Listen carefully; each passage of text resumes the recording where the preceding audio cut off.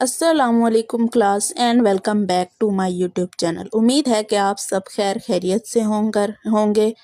आज की वीडियो में हमने पिछली वीडियो में defects of Rutherford atomic model पढ़े थे। नेक्स्ट वीडियो की बारी है Bohr's atomic theory. Rutherford atomic model के मैंने आप लोग को जनरल डिफेक्ट्स बताए थे जो बहुत इंपॉर्टेंट शॉर्ट क्वेश्चन है।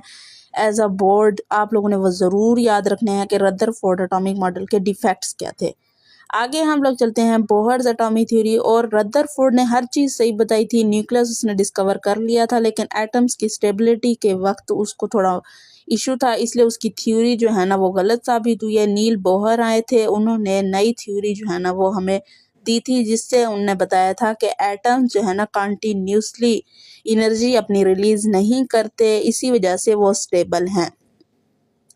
Bohr presented another model of atom in 1913. The quantum theory of Max Planck was found as the foundation of model. इसने जो क्वांटम थ्योरी प्लांक्स की थी उसको एक फाउंडेशन के तौर पर जो है ना इस्तेमाल किया था कि जो है ना revolving electron in an atom does not absorb और इमिट एनर्जी कंटिन्यूसली। सबसे इंपॉर्टेंट लाइन यही है कि जो है ना जो इलेक्ट्रॉन एटम्स के अंदर रिवॉल्व कर रहे हैं वो ना तो अपनी एनर्जी इमिट कर रहे हैं ना ही एब्जॉर्ब कर रहे हैं।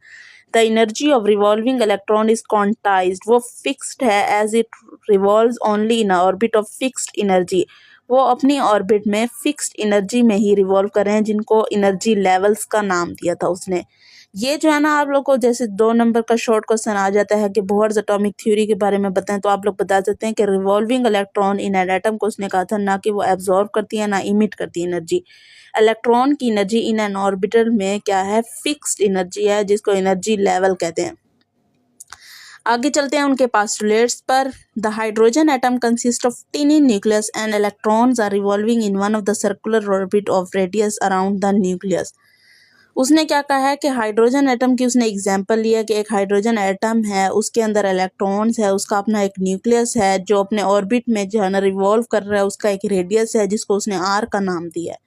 Each orbit has a fixed energy that is quantized, और ऑर्बिट्स की एनर्जी क्या है, फिक्स्ड है, मतलब ना वो एनर्जी रिलीज कर रहे हैं ना ही एब्जॉर्ब कर रहे हैं। As long as electron remain in a particular orbit, जैसे इलेक्ट्रॉन जो है ना अपने एक ही ऑर्बिट में खड़े रहते हैं, ये ना तो एनर्जी रेडिएट करेंगे ना ही एब्जॉर्ब करेंगे। लेकिन अगर द एनर्जी इज इमिटेड और absorb only when electron jumps from one orbit to another orbit, अगर वो एक ऑर्बिट से दूसरे ऑर्बिट में जंप करेंगे तब वो एनर्जी रिलीज भी करेंगे और एब्जॉर्ब भी करेंगे। तीसरा इसका पॉइंट ये है।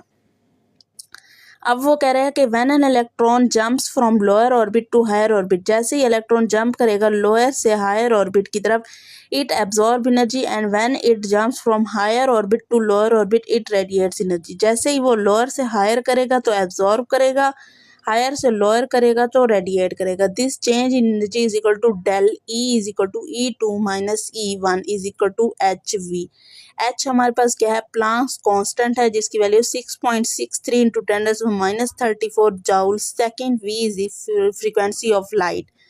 बताती चलो एच की वैल्यू जो है ना एमसीक्यूज में बहुत ज़्यादा पूछी जाती है। मुझे अभी तक याद है कि जब मेरा 9th का बोर्ड का एग्जाम था तो ये वैल्यू एमसीक्यूज में आई हुई थी, 6.63 इंटू 10⁻³ जाउल सेकेंड। आप लोग को ये भी पता है एमसीक्यूज में जो है ना सिमिलर एमसीक्यूज बहुत ज़्यादा बनाए जाते हैं, या जाउल पर सेकेंड वो लिख देंगे, -34 की जगह +34 लिख देंगे, इससे ज़्यादा डिफरेंस वो नहीं देते। इसलिए आप लोग को पता होना चाहिए कि इसमें -34 है, जाउल सेकेंड है, पर सेकेंड नहीं है, ये लाजमी याद रखना है आप लोगों ने।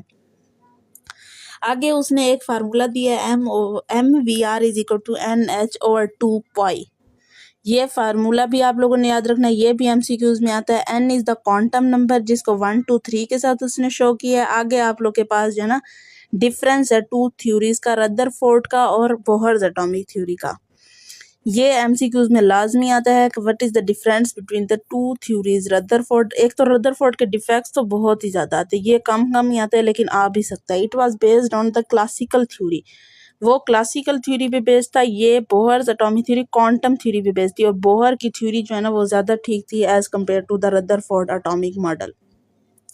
इसमें इलेक्ट्रॉन्स रिवॉल्व होते हैं अराउंड द न्यूक्लियस, उसमें भी इलेक्ट्रॉन रिवॉल्व होते हैं around the nucleus in the orbits of fixed energy, अपने ही ऑर्बिट्स में फिक्स्ड एनर्जी में।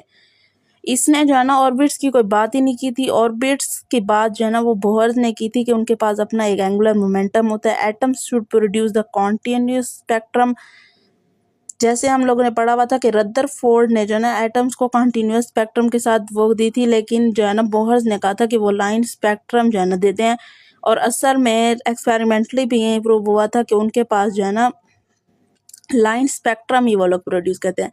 एटम शुड कोलैप्स, उसने कहा था कि एटम्स आपस में कोलैप्स करेंगे, जिसकी वजह से उसकी थ्योरी, इसी पॉइंट की वजह से उसकी थ्योरी गलत हुई थी कि एटम्स अगर कोलैप्स करेंगे तो एटम स्टेबल ही नहीं रहेगा, वो जाके अपने न्यूक्लियस पे गिर जाएगा। जब तक स्टेबिलिटी नहीं होगी, केमिस्ट्री की सारी जो पॉइंट है या उसका जो फाउंडेशन है वो स्टेबिलिटी के ऊपर होता है कि एटम को स्टेबल होना बहुत ज़रूरी है। ये उनके डिफरेंस थे। इसके अलावा बोहर, नील बोहर का जो पॉइंट है ना, ये आप लोग को लेना लॉन्ग के लिए बहुत ज़्यादा इम्पोर्टेंट है। लॉन्ग बहुत ज़्यादा इसमें से आता है। एच की वैल्यू आप लोगों ने लाजमी याद रखनी है कि एच की वैल्यू क्या है, 6.63 इंटू 10⁻34 जाउल सेकेंड।